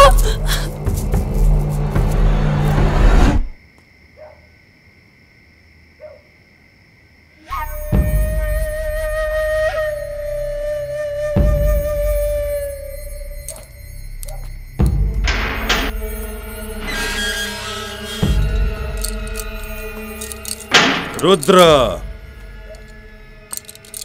रुद्र रुद्र रुद्र के पास जाके बना तोरा के पाव खाती हम का ना कहनी, लेकिन तोरा पता नहीं रुद्र में का लोकता जो हमरा में नहीं खेलोकत। आखिर क्या कमी बर हमरा में आए या बम्बा तुम्हार सपना सपना रह जाई। तोरा कहला से हैं तोरा कहला से रे हैं हमार सपना ते तोड़ दे, हमार सपना तोड़ दे रे।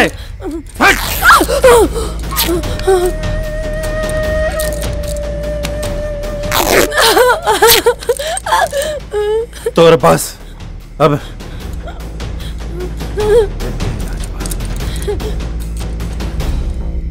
ना ना ना कैसे रे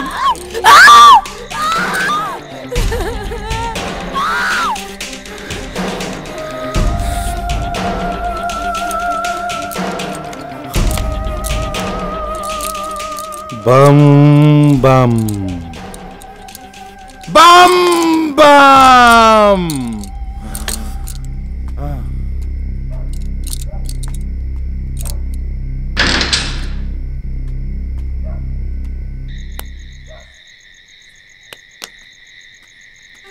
बाबा बाबा रुक जाई, हमार बात समझी।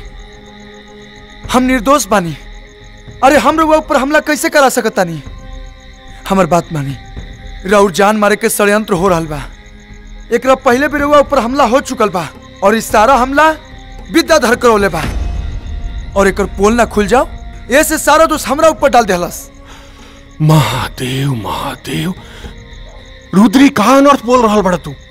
गुरुजी, ये रुद्र लड़की के प्यार में पागल हो गई बा, एकरा बात पर ध्यान देवे की आवश्यकता नहीं है। और वैसे ही बाबा जी कह दिले बड़न कि शाही स्नान तक एकरा के लड़की से दूर रखल आवश्यक बा, न तो बहुत बड़ा अनर्थ हो जाई। नाटक मत कर विद्याधर, नाटक मत कर। तू बाबा के मूर्ख बना सकता रे, लेकिन हमरा के ना। रुद्र महादेव महादेव, ये तारा भ्रम हो गई बा। सुन, अगर हमरे बाबा के कुछ भी भइल ना तो तोरा के जान से मार देब रे। रुद्र, तोहार मति भ्रष्ट हो गई बा। बाबा बाबा बाबा हमार बात समझी बाबा। बाबा बाबा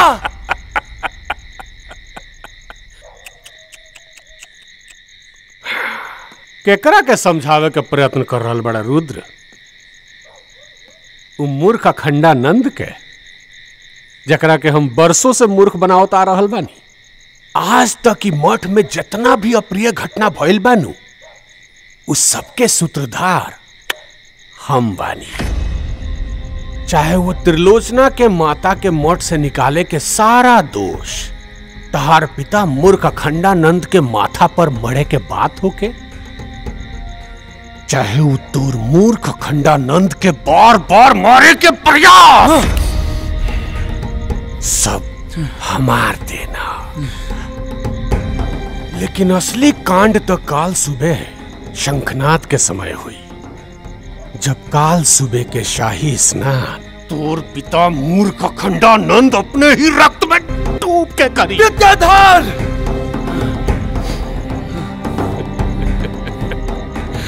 कुछ ना कर पाई बेटे, कुछ ना। महादेव! महादेव!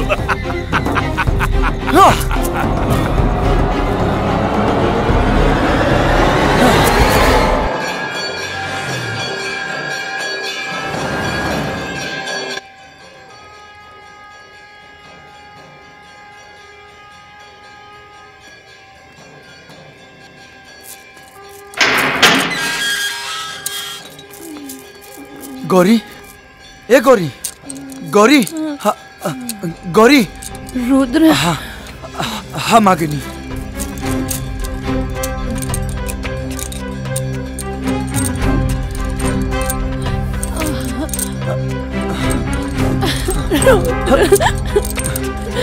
चुप चुप हो जा गौरी, चुप।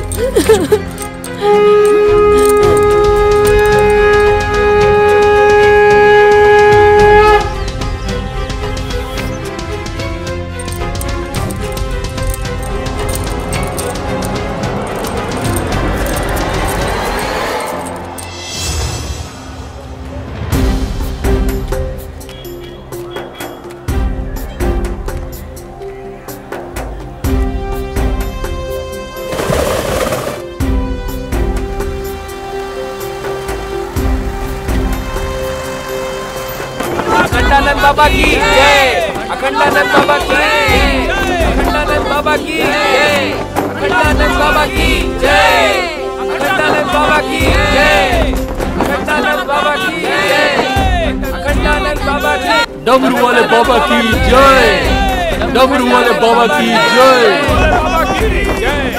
डमरू वाले बाबा की जय, अखंडानंद बाबा की जय, अखंडानंद बाबा की। मैं आखिरी बार चेतावनी दे रहा हूं तुम दोनों को, रुक जाओ वरना अनर्थ हो जाएगा। बाबा हमने दोनों के रास्ता से आज रुआ हट जाई, न तो सच में अनर्थ हो जाई। विद्याधर और इंद्र मिलके बाबा और त्रिलोचना जी के मारे के प्लान बना ले। उन दोनों को तो मैं यहीं से भस्म कर सकता हूं। मुझे चिंता उन दोनों की नहीं है, बल्कि मुझे चिंता है उस भयानक मंजर का जो आज से 12 साल पहले मैंने तुम्हारे इन नन्हे हाथों में देखा था। वो क्षण आने ही वाला है। देखो देखो प्रकृति को, देखो प्रकृति के उस अट्टहास को। अरे बाबा रुआ का सुनावत नहीं, का देखावत नहीं, हमके कुछ समझ में नहीं क्या आवत। ना हमके सुनाई देता और ना दिखाई देता। बाबा आपसे हमारी विनती बा कि हमने दोनों के शांति से जिए दी। तुम्हें मेरी बातों पर भरोसा नहीं होगा। मैं तुम्हें अपनी दिव्य शक्ति देता हूं, जिसकी मदद से तुम उस मंजर को अपनी आंखों से देख पाओगे।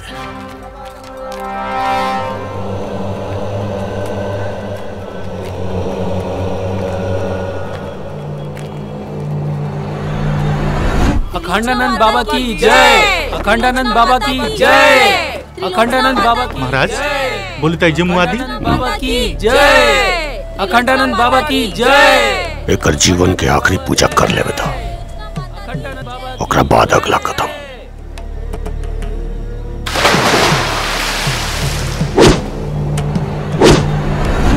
अखंडानंद बाबा की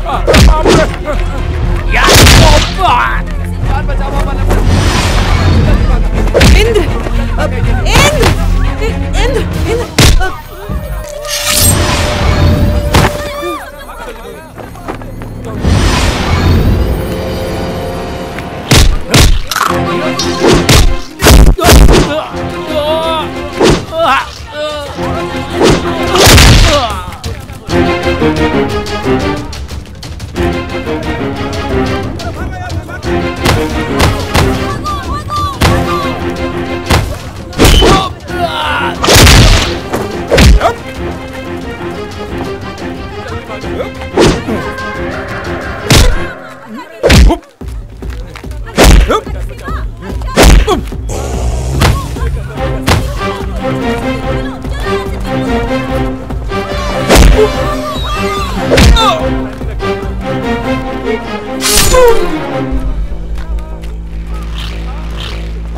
कहाँ भागत बड़ा? अरे अरे सुनता, अरे कहाँ जाता ना? अरे रुका रुद्र। महादेव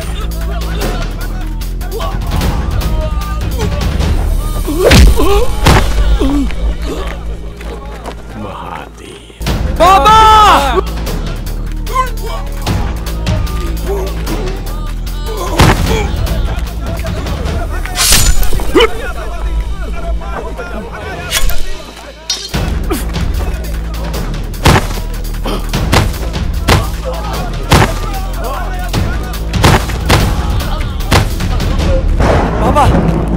बाबा बाबा बाबा आँख खोली बाबा बाबा बाबा बाबा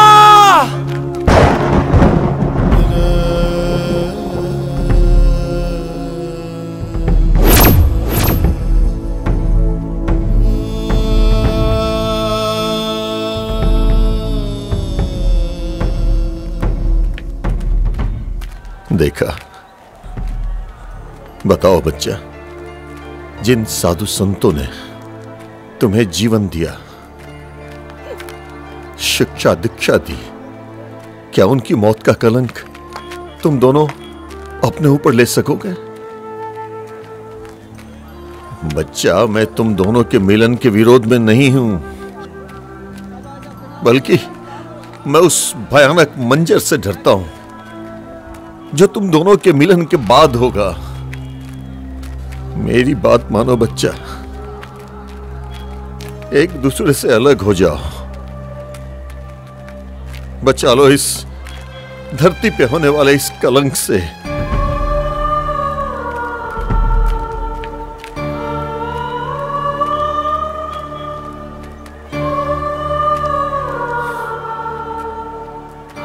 ठीक बा बाबा,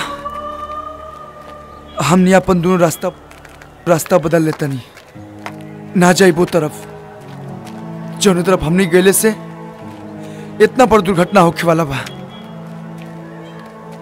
ये देश साधु संतन के बा और हमेशा रही।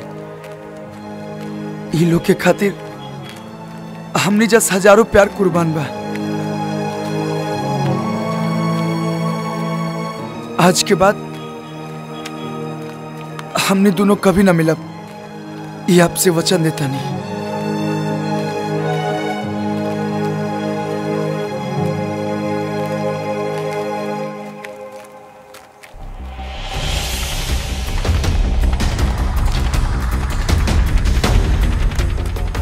चलता नहीं बाबा, हमने दोनों के अपन आशीर्वाद दी।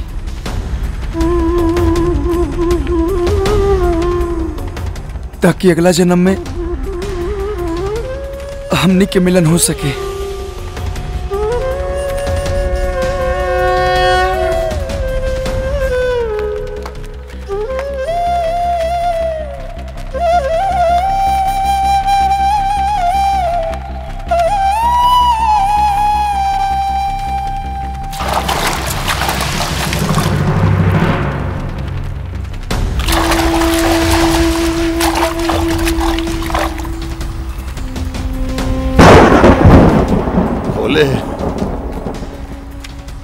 तेरा लाख लाख धन्यवाद जो तूने मेरे इस प्रयास को सफल किया। ये क्षण सदैव तुम्हारा ऋणी नहीं रहेगा।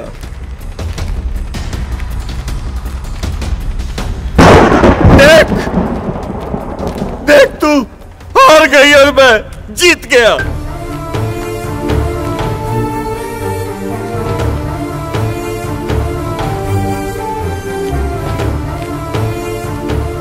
जो तू खेल खेलना चाहती थी, वो खेल मैंने खेलने नहीं दिया। अलग कर दिया दोनों को एक दूसरे से। देख, वो दोनों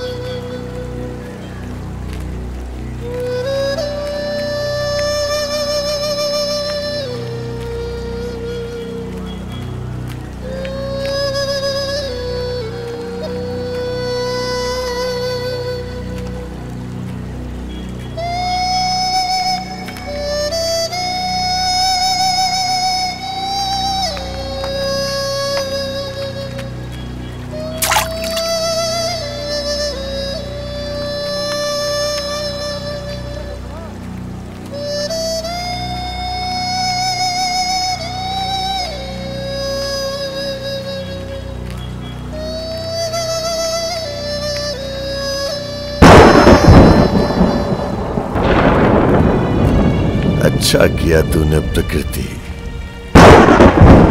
इन बच्चों को पुनः जन्म देके उम्र लंबी कर दी है तूने मेरी। और आज पहली बार अपनी जीत पे रोया है ये गंगा योगी। लेकिन ये मेरा वादा है तुझसे, अगली बार आऊंगा और तुझे हरा के जाऊंगा।